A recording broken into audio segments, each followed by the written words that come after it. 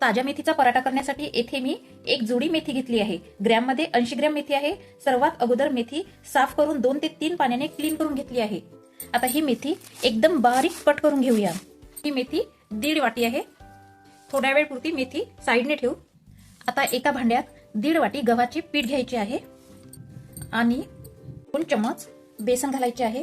तुम्हाला बेसन घालायचे असेल तर घाला, नाहीतर स्किप करा, पण बेसन घातल्याने पराठे टेस्टी होते। चवीपुरते मीठ, 1 चम्मच काश्मीरी मिर्च पावडर, तुमच्याकडे नसेल तर डेली मिर्च पावडर घालू शकता। सोबतच अर्धा चम्मच हळद, 1 चम्मच धनेपूड, चुटकीभर हिंग, 1 चम्मच जिरा। जिरा हातावर चोळून घाला, म्हणजे पराठ्याची चव आणखीनच जास्त वाढते। 1 चम्मच ओवा, 2 छोटे चम्मच तीळ, 1 चम्मच भाजलेली कस्तुरी मेथी, तुमच्याकडे नसेल तर नाही घातली तरीही चालेल, असेल तर हातावर चोळून घाला। 2 ते 3 हिरवी मिरचीची पेस्ट घालायची आहे।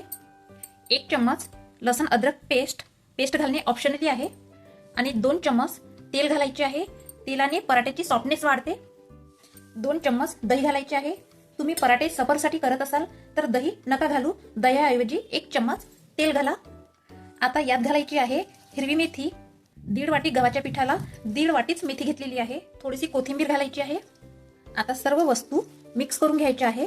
आता थोडे थोडे पाणी घालून पीठ मळून घ्यायचं आहे। मी तुम्हाला महत्त्वाची टिप्स सांगते, पीठ मळवताना कोमट पाण्याचाच वापर करा, कारण कोमट पाण्याने पिठाला चांगला चिकटपणा येते। यावर आणखी 1 चम्मच तेल घालून आणखी पीठ सॉफ्ट करून घेऊ। जसं चपातीला पीठ पाहिजे तसंच मळवायचं। आता या पिठावर झाकण ठेवून 10 मिनिट पीठ मुरू बघा। 10 मिनिटात आपले मस्त पीठ मुरलेलं आहे। आता पराठ्यासाठी छोट्या छोट्या लोळ्या करून घ्यायच्या आहेत। हे बघा, आपल्या 15 लोळ्या झालेल्या आहेत।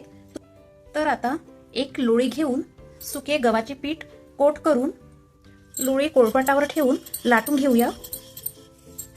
आता या पराठ्याला झाकणचा आकार देऊन गोल पराठा करून घ्यायचा, ठीक आहे।